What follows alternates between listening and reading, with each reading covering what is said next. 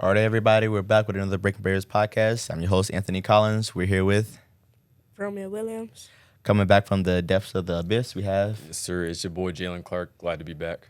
and then we have a new face with us here. I'm Josiah Ramirez. All right, guys, we're here to talk about a new event we got coming up. Any of y'all know what it is? The second annual Financial Empowerment Summit happening on May 2nd. Just want to have a big shout out to our main sponsors, JP Morgan, John R. Oshai Foundation, and Say Yes Buffalo. Big shout out to you guys. We appreciate you guys for making this happen. Appreciate y'all. Appreciate. So we're just gonna hop right in. Got some questions I want to ask you guys. What are you guys waiting for or expecting in this conference summit?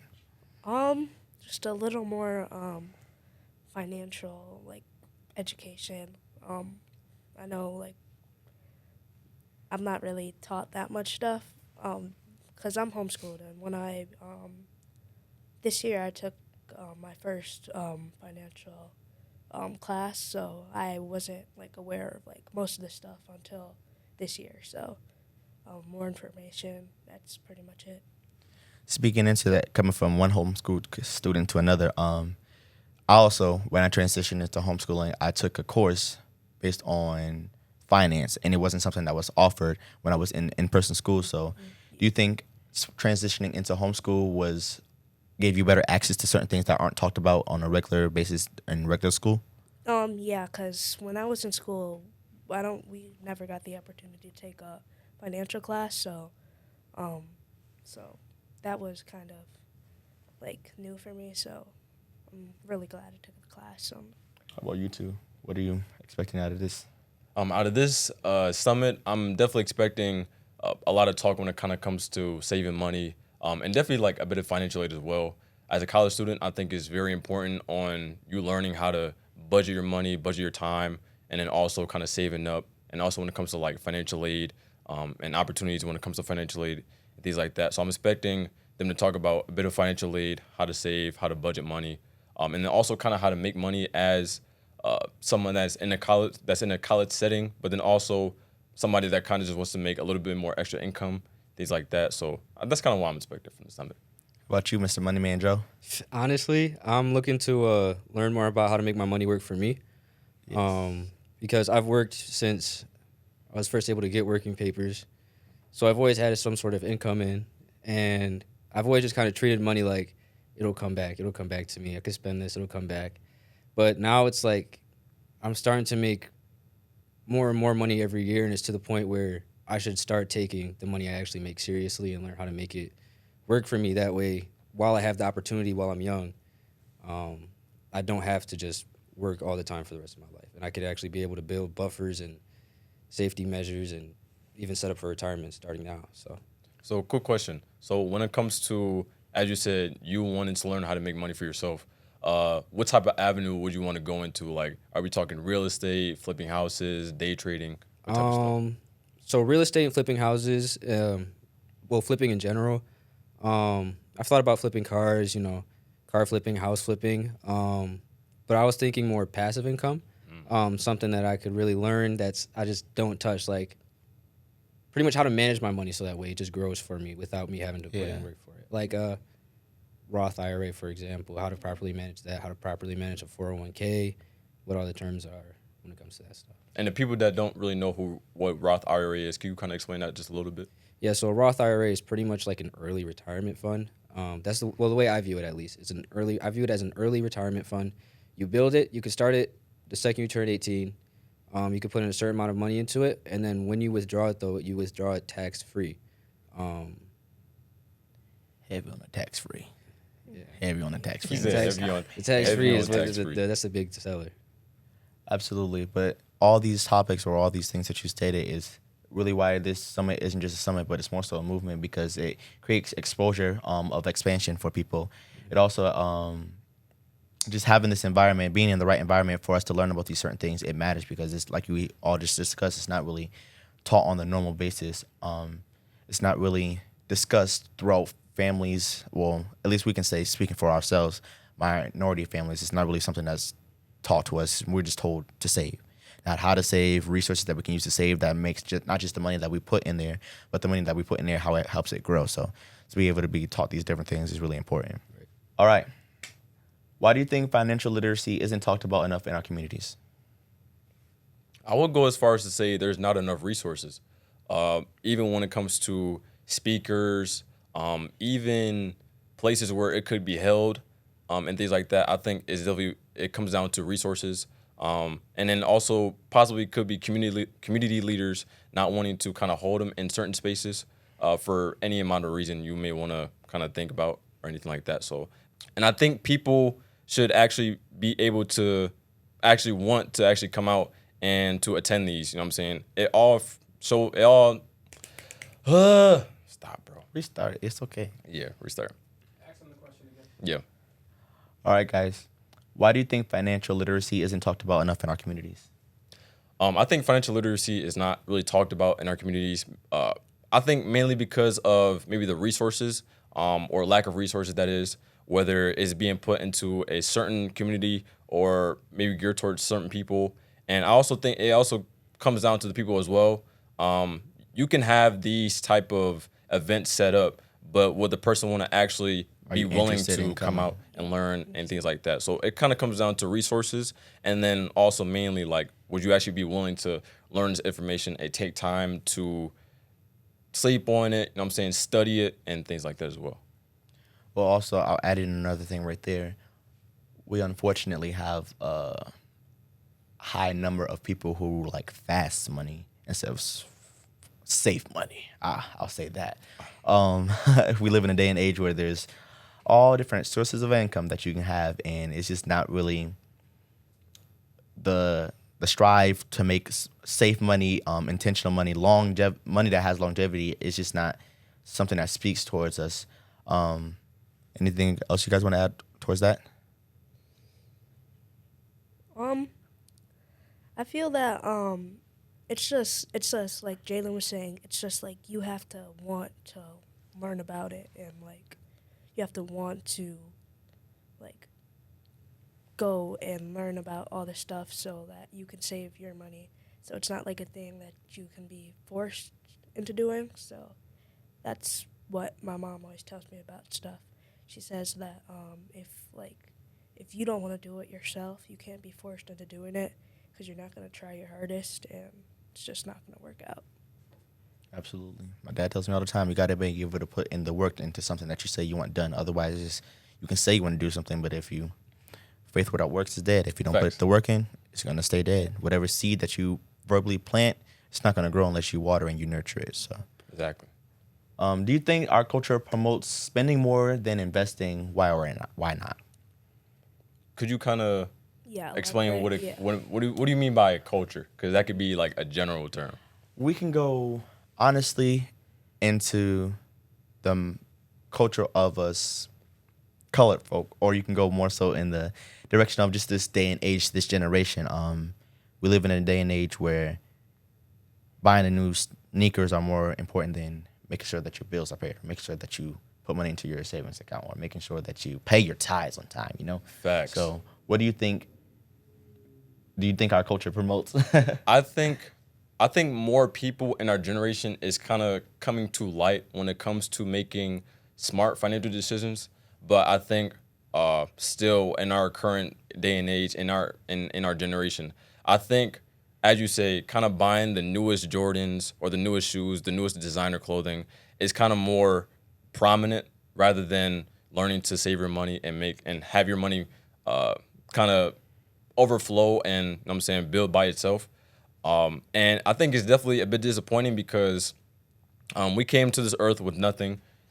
We get all this materialistic things while we're living, and then we leave with nothing. Yeah. So it's like, why not build your wealth so that, you know what I'm saying, your kids and your kids' kids and kids' can kind of not live off of that, but build off of that.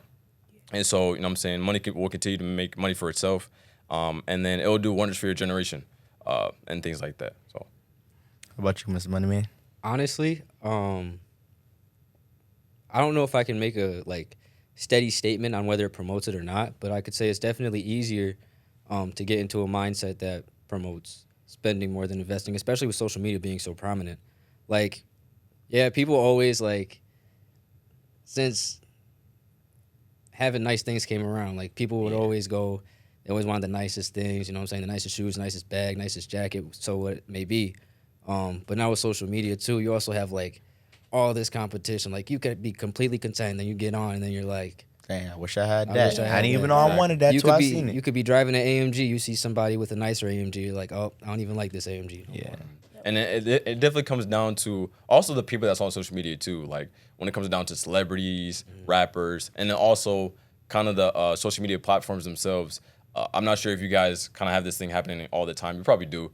But when you guys see like ads and things like that, that's how I got the metas. Like I didn't even really need them, but because I saw ads on them and sales on them, I was like, I kind of have to get them. And I kind of fell victim to that. So it's kind of a prime example on, you know what I'm saying, like, kind of say like being sheep, if that makes sense. Yeah. Things like that. So I agree 100%. Also, I think it's just like us three. Romeo, you just a tad bit younger than us, but us three, we grew up with technology. We grew up with social media. So to be able to see like just the transition of back in the day, my parents, I'm pretty sure your parents would say the same thing. They had to work for everything that they had. We grew up in a generation of coming behind a generation who wanted to make sure that their kids had everything that they wanted as kids. So we kind of were pacified and just given certain things. So as we get older and we see these celebrities or these influencers promoting, oh, I have this, I have that, but not being transparent on how they got there. And sometimes, you know, it was handed to them, and they are not even transparent with just saying, you know, this was handed to me. And on the working class, it appears as if I just have to have that, not on how can I build myself up to be able to sustain things that I want, because not one of these things aren't bad. Like me, I like nice clothes. I like traveling. I like eating, but there's certain things that I have to do to be able to do that, but make sure that I'm still sustained and making sure that my bills are paid, making sure that I'm putting money into my savings account in case of a rainy day and stuff like that. Yeah. smart young man right here, bro. Yeah, I'll try. I ain't gonna lie. I'm gonna tell myself because I clowned you, so I'm gonna come on here and I'm gonna take accountability. I'll pull it to you. I went and I bought 3 pairs of shoes in 1 week. In 1 week? See, I did you on steroids, but the thing was, what it was I was supposed to go on a trip.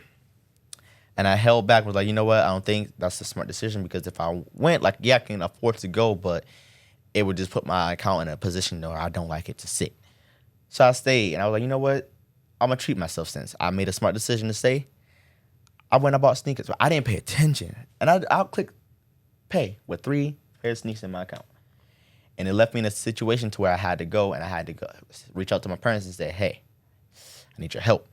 And with that, I was blessed enough to have the type of parents that I have. They got in on me. They told me where I went wrong at, but they also gave me the support to build myself back up into a position to where I was able, I would say, for a young man such as myself in a predicament where I'm working at, financially stable position. And that's not really taught in a lot of families and a lot of households, or recovery isn't even an option. You know, you just thrown out there to sink or swim. And I think it should be clarified that we're not saying that it's bad to buy all these designer things and shoes. Just gotta be smart. Exactly. Just got to be smart with it. Like, if you have the money to pay for it and still have a decent amount left over, then, you know what I'm saying, go ahead, do what you got to do. But if you're not really making smart financial decisions, and if you go on to pay for said thing and then you're not really left with anything after, and you put yourself in that hole that you got to dig yourself out of, then that's not really smart at all. So it's okay to pay for a little Balenciaga, a little essentials, maybe some Jordan here and there, you know what I'm saying? But you just got to be smart with your money. Let's actually dive a little bit deeper into that. What mindset shift did you have to start taking money seriously? Like, what happened that made you like kind of hone in and say, you know what, I gotta take this serious?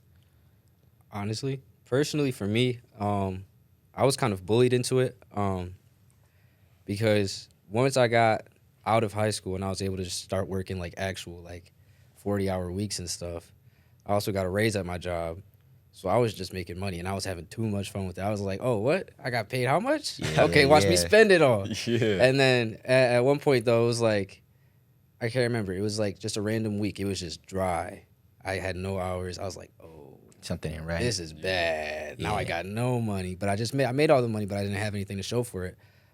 So then after that, I was like, yeah, it's time to learn how to do something about that. I feel you on that. I think for me, it started when I was about to graduate from high school, and we were kind of, I think we were kind of thrown into the assumption that, we don't have to pay for our own cap and gown. We don't have any dues or whatever. And then they threw at us, surprise, pay for your own cap and gown, pay your senior dues. And then that's when it kind of clicked to me like, yo, I'm getting older. I think I was 18 when I graduated high school, and kind of definitely clicked. And then I kind of got hit with a reality check like, yo, you're getting older. You're 18, basically an adult. You know what I'm saying? You're about to graduate. You have to pay for this, that, and the third. This is a responsibility now, and things like that. So, and then also now that I'm in a college setting, I have to worry about financial aid, weird tuition fees, and things like that. So I feel like as you continue to get older, I think money becomes even more important, because then you have responsibilities like paying rent, light bill, gas bill, even life insurance, car insurance, and things like that. So for me, it kind of progresses like as I'm getting older, but it definitely hit me before I graduated high school. Yeah. Obviously, I'm still young, but right now, like my grandma and my aunt, like they're kind of going through like a hard financial time, because my grandma and my grandpa don't know like a lot about financials, so like something like happened and they wasn't like really thinking about their house, so now like something like they're just like really in a hole, so that just kind of like opened my eyes, and I'm like, well, I gotta learn about all this stuff so that won't happen to me and I can help them and stuff like that. So Well, with that being said, do you guys feel like you were set up to succeed financially, or do you feel like it was something that you had to learn on your own? my mom gives me a lot of opportunities for that, and like she sets me up for success all the time. So I feel like she puts it in front of me, but I have to reach and grab it if I really want it. So yeah, that's Yeah, I would definitely have to go with Romeo on this one. Shout out to all the moms out there, by the way. Yeah, my mom's great. Shout out to all the moms. But yeah, I would definitely give credit to my mom. She's definitely been kind of the backbone when it comes to me being taught and learning on the basics of finances, budgeting, saving money, and things like that. So got to give credit to moms. And then also the events that we attend to, Breaking Barriers, we attend to a lot, and we do host a decent amount of like financial empowerment summits and things like that. So I think mom's advice when it comes to budgeting, how to save your money as an adult, and then also when it comes to the financial empowerment summits, when it comes to that, like saving money, making different avenues of income and things like that. So I would definitely say those two. Oh yeah, my mother definitely also. I'm with them. My mother also set me up for success pretty well. Even since I was young, she always kind of tried to teach me the importance of money and the value that it holds, and why it's so important that you learn how to build a system for yourself where you don't always have to work all the time to make more money. Where you could just, where you're able to just have that money. Because we didn't really have money when I was younger. So she was working 2-3 jobs. So she didn't really want me to do that for the rest of my life. So she made sure that I learned.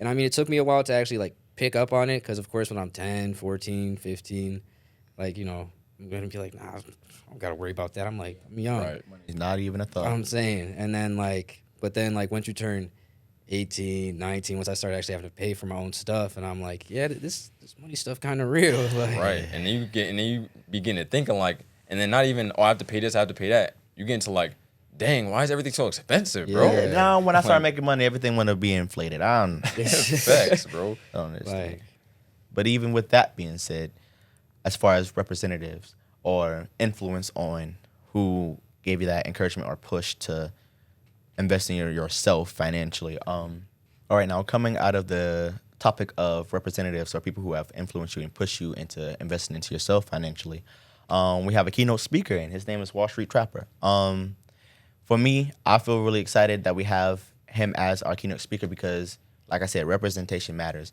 And for him being a young man of color who came from nothing and built himself up into a multi-million-dollar budget, if you will, it's really inspiring, and I feel like it'll speak more to us as young black men. So what do you think, or what way do you think him being the representative will speak to you? I think, as you said, it would definitely make it a lot like pretty relatable. Because as you said, male of color, you know what I'm saying, didn't really come up from anything and built himself up, and things like that. And I think we would definitely be able to relate to that because, well, I can't really speak for everybody, but I know some people didn't have the most promising upbringings, and I think that seeing him reach this level, especially in this society and this economy, will definitely be a super like it would be a pretty good inspiration for all of us, and then definitely give us the motivation and the courage to try to pursue kind of that higher level as well. So, Absolutely. I think that the fact that he managed to make something out of nothing, so to speak, kind of helps because you could be the richest person in the world, right? But if you were trying to give me financial advice and you already had like half of You what started you with had, something. right, Yeah. I'm probably not gonna be able to actually listen to because I'll be like, oh, well, you was already halfway there. But him already starting from nothing or very little and being able to grow into what he is now, I think that makes him The GOAT. the GOAT. The GOAT. Yeah. Looking more so into that standpoint, do you well looking more into that standpoint, looking as young men, do you feel like this I feel like this is more so necessary because like our generation, we're not really the type to go looking for these type of things. You know, we're not the type to go looking for anything really, but we're more so we see what we see, and whatever we see is what we go for. And I feel like with him being the type of influence that he is, with us being able to see that, I feel like he will be a great representation for us to, you know what, I can do that. You know what, there are better ways that I can make money. There are safer ways that I can make money because the way that you make money is also investment into yourself, regardless of the form of income. So if you're going an alternative route, you're investing yourself into a more dangerous standpoint versus if you're investing in stocks, if you work in a 9 to 5, if you're being a business owner, just that smart investment into yourself is always automatically going to push you ahead and it's going to push you into a safer position in your life, and for your family's future as well, because, you know, if you get yourself caught up in something, that's going to affect your family. Right. So to put yourself in a position to where you're building something strong, safely, and smart, it'll put you in a position to win. And with that being said, we have come to a close on this episode. Just want to do a quick shout out to our sponsors for this great event. We have Say Yes Buffalo. Let's give it up for them. yes, sir, yes, sir, We have yes, sir, Bank yes, on sir. Buffalo. We have Intersect Buffalo, Equity Now, That Brown Bag, Abode, P Nasty. We have Mana. We have Buffalo State. Big shout out to Buffalo State as our venue host. That's all I got. We love y'all. We love all the sponsors. We love y'all Love y'all. very much. Yeah.